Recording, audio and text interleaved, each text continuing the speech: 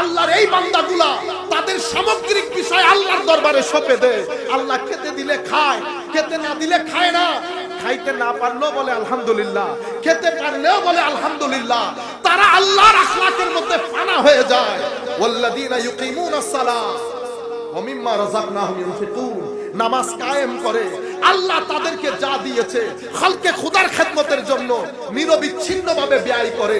আমার আল্লাহ বলছেন এই হাল যখন কোন মুসলমানের হয়ে যায়, আল্লাহ ফতোয়া দিচ্ছে উলাইকা হুমুল মুমিনুনা হাক্কা, এরাই হচ্ছে আসল মুমিন, যাদেরকে আমরা আল্লাহর ওলি বলি।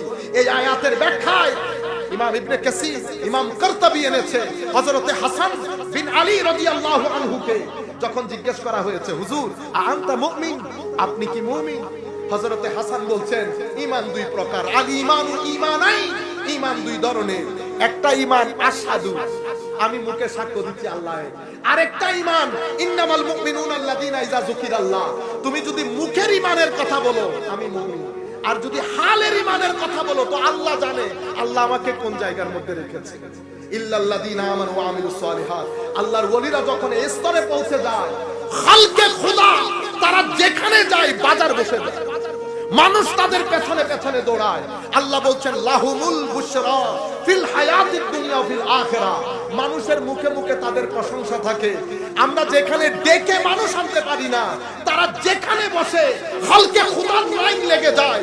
কোন নেতা মন্ত্রীর পক্ষে এতগুলো মানুষকে একত্রিত করা সম্ভব না, যেই কাজ আল্লাহর ওলিরা দুনিয়া থেকে গিয়ে দেখিয়ে দেয়। এটা হচ্ছে তাদের দুনিয়ার ওর্স, দুনিয়া ওর্স। এরপরে মৃত্যুকালীন উর্স কোনটা? মৃত্যুর সময় যখন আসে, ইসাব্বিতুল্লাহুল্লাযীনা আমানু বিল কওলি সাবির, এই আয়াতের ব্যাখ্যা ইমাম ইবনে কাসির এনেছেন মুসনাদ ইমাম আহমদ ইবনে হাম্বলের মধ্যে। হুজুর হযরতে বারা বিন আযিব থেকে হাদিস বর্ণনা দিয়েছেন কি এই ধরনের আল্লাহর ওলি যখন মৃত্যুর সময় আসে, পুরো অ্যাটমসফিয়ারকে আল্লাহ ফেরেশতা দিয়ে সাজিয়ে ফেলে। অথবা একজন ফেরেশতা জান্নাত থেকে ট্রে আনে, জান্নাতের কাফন, জান্নাতের আতর এনে ওই ব্যক্তির সামনে বসে, ওই ব্যক্তি আল্লাহর ওলি ফেরেশতাদেরকে দেখে ওই জামাল, ওই নূরের মধ্যে গুম হয়ে থাকে, কারণ আগেও দেখেছে গুম হয়ে থাকে।